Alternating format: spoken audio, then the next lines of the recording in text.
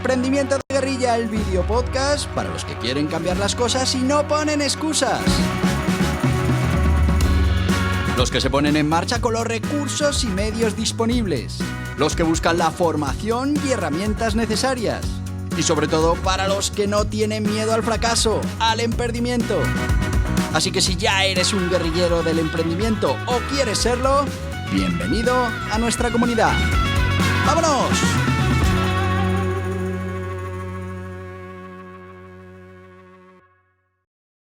Muy buenas, guerrilleros del emprendimiento.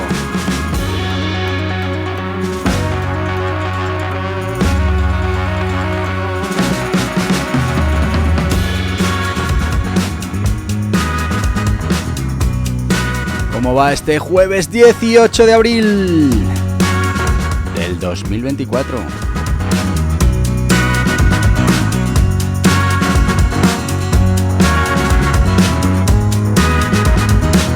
¿Que ya estás hecho todo un guerrillero del emprendimiento?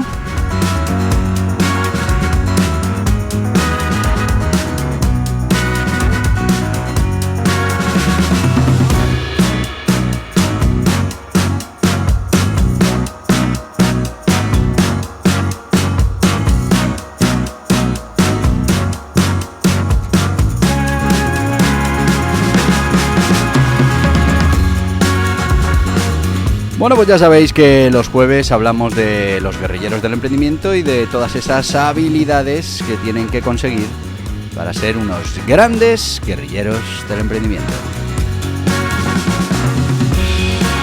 Y que llevamos ya una serie de jueves hablando de esto de las negociaciones, las diferentes estrategias que tenemos de negociación, tácticas y bueno, pues todo lo que tiene que ver con ser buenos negociadores.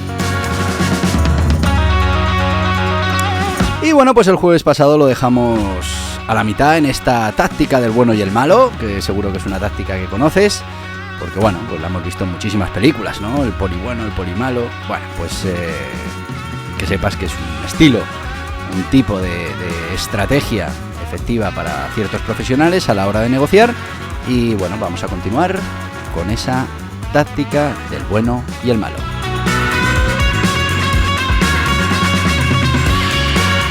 Así que sin más, vamos a empezar ya nuestro podcast recordando, bueno, pues que hablamos un poquito de qué era esto de la táctica del bueno y el malo en negociación.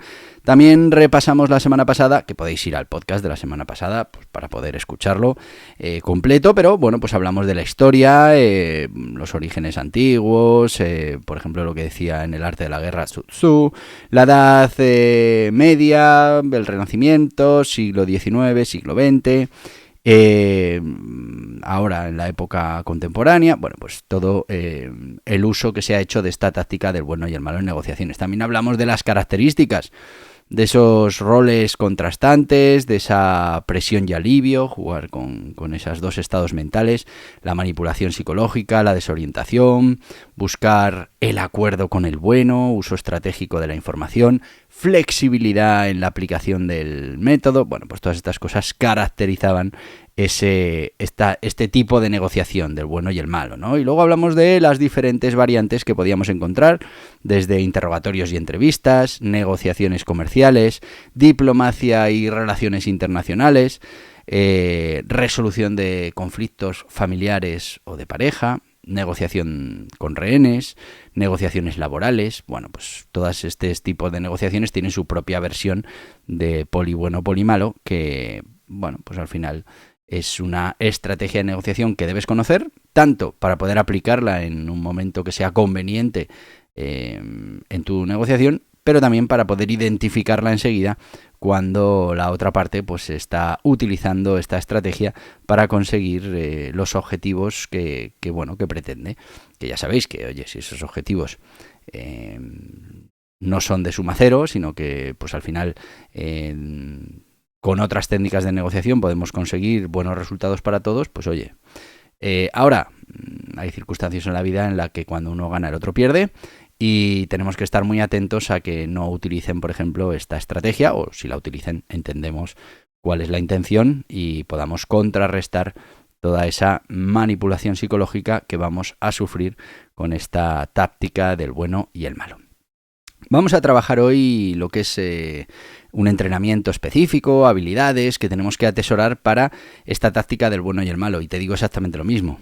Vamos a atesorar estas habilidades para poder aplicarla, pero también para poder defendernos gracias al conocimiento de estas estrategias. Bueno, para poner un entrenamiento, o sea, para poner en marcha una negociación con esta táctica del bueno y el malo, pues hay ciertos entrenamientos específicos que debemos poner en marcha y ciertas habilidades que tenemos que adquirir. Vamos a ir con las habilidades clave. Bueno, habilidades clave, la comunicación efectiva. Y es que tenemos que tener habilidad, esto ya lo hemos visto en otras negociaciones, para comunicar claramente y para persuadir, algo fundamental, tanto en un rol como en el otro, si nos toca ejercer el rol de bueno como si nos toca ejercer el de malo. Esto incluye la capacidad de adaptar el tono, el lenguaje, el estilo de la comunicación según el rol que nos toque practicar en cada negociación o en cada momento de la negociación. Inteligencia emocional, fundamental, y es que tenemos que tener esa capacidad de poder leer, de poder responder adecuadamente a las emociones de la otra parte, y esto es esencial para poder ajustar, por ejemplo, la intensidad de los roles de bueno y malo, y para saber cuándo y cómo cambiar entre ellos. Y es que muchas veces hay que realizar una estrategia de bueno y malo, en el que parecía el malo pues se va transformando en el bueno y finalmente consigue ese acuerdo. Actuaciones y role-playing. Bueno, pues es que esa habilidad para poder asumir y para poder mantener un rol convincente durante una negociación, pues es fundamental. A veces vamos a tener que incluso suprimir las propias reacciones naturales para adaptarnos a ese perfil de bueno o malo. Tenemos que ser capaces de analizar muy bien las situaciones y a las personas, evaluar muy rápido esas situaciones, esas personas, incluyendo identificar las necesidades, los intereses, los puntos de presión. Bueno, nos van a ser muy importantes para poder aplicar la táctica de manera efectiva. Y después una muy importante, que es que tenemos que trabajar esa resistencia al estrés. Y es que la táctica del bueno y el malo puede generar tensiones muy elevadas. Así que bueno, pues esa capacidad para manejar el estrés y mantener la calma bajo presión, pues es fundamental. Tenemos que entrenarlo. ¿Y qué entrenamientos específicos podemos llevar a cabo para todo esto que tiene que ver con la táctica del bueno y el malo? Bueno, podemos hacer talleres y cursos de negociación, y es que si participamos en ese tipo de talleres que están enfocados en la negociación, que además pues bueno, incluyan módulos sobre tácticas específicas, que esté incluida la del bueno y el malo, y que ofrezcan la oportunidad de practicar en entornos simulados. El roleplay en entornos simulados es muy importante, como digo yo en el emprendimiento, ese toreo de salón, luego va a hacer que nuestro cuerpo, nuestra mente, se adapte cuando lo tenga que utilizar en una negociación, porque ya va a recordar cómo lo hizo en esos entornos simulados. Hay que entrenar mucho la comunicación y la persuasión, cursos especializados en esto, en comunicación persuasiva, en retórica. Bueno, pues van a mejorar mucho esas habilidades necesarias para poder argumentar de manera convincente y para poder adaptar esos mensajes a diferentes audiencias, contextos, momentos de la negociación. Todo eso es fundamental. Como ya hemos dicho, esos cursos que nos permitan hacer simulaciones, esos role-playing, esas simulaciones, pues son también una parte importante, poder hacer prácticas de negociación con compañeros, cambiando los roles. Bueno, pues nos va a dar esa oportunidad de ganar perspectiva sobre cómo se siente estar en cada posición y cómo reaccionar de manera adecuada para ir a favor de nuestros objetivos. También podemos estudiar casos, analizar casos reales donde se haya utilizado esta táctica, la del bueno y el malo, y bueno, pues comprender aplicaciones prácticas, resultados, lecciones que podamos extraer de todo eso. Entrenamiento de la inteligencia emocional, fundamental, y es que, bueno, si podemos dar cursos, por ejemplo, para fortalecer esa inteligencia emocional, esa capacidad de lectura de las emociones, pues puede mejorar de manera importante esa efectividad a la hora de implementar esta táctica. Entrenamiento, la inteligencia emocional, muy importante. Y después, bueno, pues feedback constructivo. Hay que buscar esa retroalimentación de mentores, de compañeros, de colegas, después de prácticas o después de las negociaciones reales para identificar áreas de mejora y bueno, pues ajustar esas estrategias y esas capacidades para próximas negociaciones. Así que como ves, dominar esta táctica del bueno y el malo requiere equilibrio entre la habilidad técnica en negociación y el desarrollo de competencias personales más complejas, más sofisticadas. Así que si con ese entrenamiento específico y una práctica consciente, deliberada, podemos aprender a aplicar la táctica de manera más ética, más efectiva y vamos a poder maximizar esas oportunidades de lograr esos resultados que, bueno, sean beneficiosos para nosotros, pero no olvidemos que será mucho mejor la solución si también son beneficiosos para la otra parte. Vamos con la táctica del bueno y el malo en la historia. Y es que, bueno, es verdad que normalmente llevamos esto de la táctica del bueno y el malo a los interrogatorios, pero ha habido momentos críticos en la historia donde se han aplicado a otros ámbitos, como pueda ser la diplomacia, las negociaciones laborales, los acuerdos comerciales. Y bueno, pues la verdad es que es interesante conocer algunos de estos ejemplos para que pues podamos asimilar este tipo de negociación.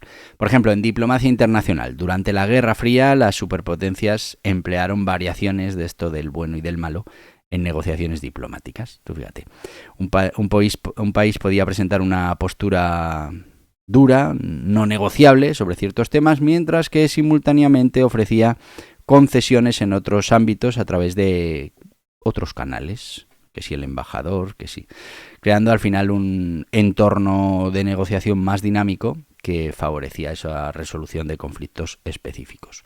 Por un lado, había que mostrar esa posición intransigente, pero por otro lado, pues se podía mostrar otra cara, el del bueno, para conseguir llegar a un acuerdo.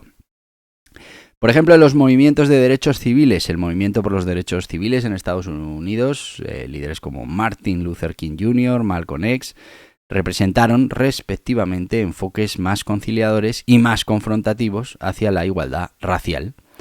Aunque se supone que no coordinaron intencionalmente sus acciones, como una táctica del bueno y el malo, pero bueno, las dos estrategias crearon un contexto en el que los legisladores y el público en general, la opinión pública, se veían más inclinados a comprometerse con el enfoque no violento y el enfoque dialogante de la versión del King, de Martin Luther King. Bueno, negociaciones laborales. Aquí lo vemos constantemente cuando vemos cómo... Uy, se me ha ido el tiempo.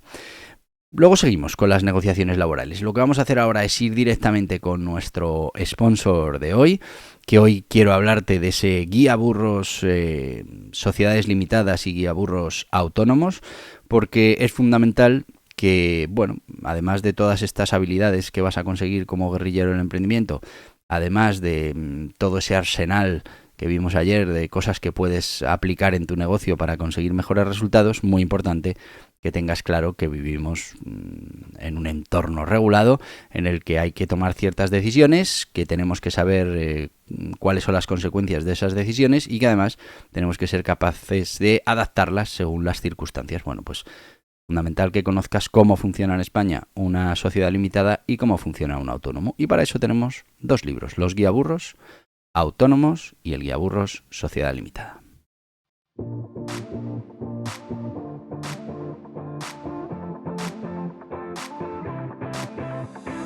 ¿Estás pensando en poner en marcha un negocio o un proyecto de emprendimiento? Es importante que elijas la forma jurídica más interesante para ti, que conozcas las características, ventajas e inconvenientes, las obligaciones, todo lo que implica para tu negocio. Borja Pascual ha publicado 2 libros imprescindibles para los emprendedores que quieran poner en marcha su negocio en España. 2 libros de referencia. El Guía Burros Autónomos es una guía sobre todo lo que debes conocer de los autónomos en España. Ya va por su 5ª edición y está totalmente actualizado a los últimos cambios normativos, como por ejemplo el nuevo sistema de cotización por ingresos reales. Y el Guiaburros Sociedades Limitadas es una guía para conocer esta forma jurídica con personalidad jurídica propia en España que reduce la responsabilidad de los emprendedores y cuenta con ventajas e inconvenientes que debes conocer. 2 libros imprescindibles para tomar buenas decisiones, para conocer las obligaciones y para poner en marcha tu proyecto de emprendimiento de la mejor manera posible. Estos libros están disponibles en las principales librerías y en internet en borjapascual.tv. Y ya estamos de vuelta con estos 2 guiaburros autónomos, guiaburros sociedades limitadas. Bueno, 2 libros imprescindibles. Hablamos de guiaburros, son 144 páginas directas al grano, en la que vas a encontrar absolutamente todo lo que necesitas saber sobre los autónomos, sobre las sociedades limitadas. Y bueno, son 2 libros de consulta que tienes que tener ahí en tu mesilla para, en cada momento de cada proyecto, elegir cuál es la forma jurídica que más te conviene y conocer de primera mano, aunque tengas asesores, cuáles son tus obligaciones, impuestos, etcétera, etcétera, porque al final el responsable de cumplir todo eso pues eres tú. Estamos hablando de que cuesta cada libro menos de 10 euros, 9,95, y que además los vas a encontrar en las principales librerías, plataformas online y en borjapascual.org, donde, bueno, pues además de todo esto, si compras más de un libro, pues te podemos meter en un paquetito en el que te podemos regalar algún otro libro, reducirte el precio en un curso. Verás que dentro de borjapascual.org pues hay cursos, hay talleres, hay libros, hay material que te puede interesar, sobre todo si estás en esto del emprendimiento, si estás trabajando para ser un gran guerrillero del emprendimiento. Así que ya sabes, borjapascual.org o en las principales librerías, tanto online como físicas. Seguimos con las negociaciones laborales, que es donde lo habíamos dejado, en esta táctica que estamos empleando sobre el bueno y el malo. Y bueno, pues esto lo habéis visto en las negociaciones sobre diferentes leyes que vamos teniendo, ¿no? Depende de un poco el signo del gobierno, pues puede estar más a favor de una medida que tenga que ver con los empresarios o que tenga que ver con los trabajadores. Entonces, bueno, pues según sea ese gobierno, pues lo que va a hacer es dejar que la parte más agresiva, más dura, la tenga el sindicato o la tenga la patronal y, bueno, pues ellos quedarse de poli bueno para finalmente pues llegar a ese acuerdo que era el que querían llegar ellos desde el principio. También dentro de lo que son simplemente negociaciones sindicales con patronal, pues la parte sindical puede tener diferentes representantes, unos más duros que otros, igual que la patronal, y finalmente pues se produce esa estrategia, esa táctica del bueno y el malo para llegar a acuerdos. Acuerdos comerciales. Bueno, sobre todo en grandes corporaciones, en compañías multinacionales, se suele utilizar esta técnica para obtener términos contractuales ventajosos. El negociador puede presentarse como inflexible ante las demandas, mientras que otro, aparentemente más razonable, bueno, pues trabaja para encontrar ese sitio común, haciendo que la otra parte se sienta aliviada y más dispuesta a ceder en ciertos puntos que para nosotros son clave. Conflicto y resolución. Bueno, pues históricamente en situaciones de conflicto armado o de tensiones geopolíticas, la táctica del bueno y el malo ha sido utilizada para facilitar la resolución de los conflictos o para ganar ventaja en las negociaciones de paz. Y es que un bando podría presentar una amenaza inminente y otro ofrecer soluciones diplomáticas, forzando al adversario a elegir entre esa escalada del conflicto o la negociación. Bueno, pues como veis, son diferentes tipos de aplicación de esta técnica de negociación y bueno, pues al final toda la eficacia de esto pues depende de la habilidad para ejecutarla de una manera convincente, del contexto en el que se aplique y bueno, pues teniendo en cuenta esa complejidad de las interacciones humanas y la importancia de la estrategia en esa consecución de los objetivos.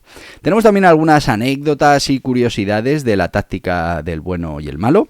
Vamos con alguna de ellas. Por ejemplo, las negociaciones de Hollywood. Y es que en el ámbito de las negociaciones de contratos en Hollywood es conocido que los agentes y los estudios a menudo se emplean estas tácticas del bueno y el malo, ¿no? Un agente puede presentarse como extremadamente exigente y difícil de complacer, actúa de malo, mientras que el actor o el guionista, bueno, pues hacen de bueno, se muestran más conciliador, más razonable.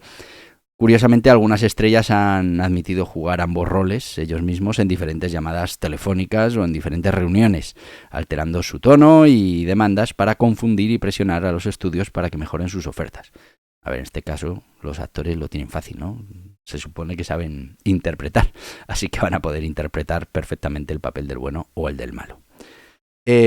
También negociaciones policiales ficticias. La táctica del bueno y el malo, bueno, pues ha sido dramatizada de manera importante, como te decía, en películas y series de televisión, a medida con hasta toques de humor, ¿no? En algunas comedias policíacas los detectives bueno y malo a veces se confunden sobre quién es cuál, llevando a situaciones cómicas donde ambos terminan siendo buenos o malos, confundiendo completamente al sospechoso y arruinando toda la estrategia. Las estrategias de interrogatorio, bien hechas, ¿no? Hablan de anécdotas de ex interrogadores que revelaban que a veces la táctica del bueno y el malo se lleva a extremos inusuales para desorientar al sospechoso. Por ejemplo, en algunos casos el malo podría accidentalmente dejar una pista o una información crucial al alcance del sospechoso solo para que el bueno entre y salve la situación, ganándose la confianza del interrogado. En diplomacia internacional, pues también hay relatos. En un giro, por ejemplo, interesante, algunos países han intercambiado los roles de sus negociadores a mitad de la negociación para confundir y presionar a las contrapartes hacia acuerdos más favorables. Bueno, pues hay muchas anécdotas sobre este tipo de negociación, pero al final la conclusión es que, aunque es una táctica controvertida, pues sigue siendo una táctica utilizada en diversas formas de negociación. Al final el éxito depende de esa habilidad para ejecutarla de manera convincente, también de manera ética, y la capacidad para leer y responder adecuadamente a la situación concreta de esa negociación, a la dinámica de esa negociación. Al final, como todas las estrategias, bueno, pues debe utilizarse con cautela y considerando las posibles repercusiones a largo plazo en las relaciones y también, muy importante, en la reputación. Bueno, pues hasta aquí ha llegado esta estrategia de negociación, esta táctica del bueno y el malo, y como mañana viernes hablaremos de aprendimiento, de aprender a emprender y bueno, con esa nueva sección en la que estamos del plan de negocios, pues te voy a decir lo que te digo todos los días. Y te lo digo, ya sabes por qué puedo, porque mañana nos volvemos a ver. Así que ¡hasta mañana, guerrilleros del emprendimiento! Y hasta aquí el podcast Emprendimiento de Guerrilla, con este que les habla Borja Pascual. Mañana un nuevo capítulo, pero antes pedirte que te suscribas a este podcast en cualquiera de las plataformas YouTube, iVoox, Anchor, Spotify, Apple Podcasts, Google Podcasts, Amazon Music. Y recuerda, si te ha gustado el contenido de hoy, dale un me gusta, compártelo y hasta mañana, guerrilleros.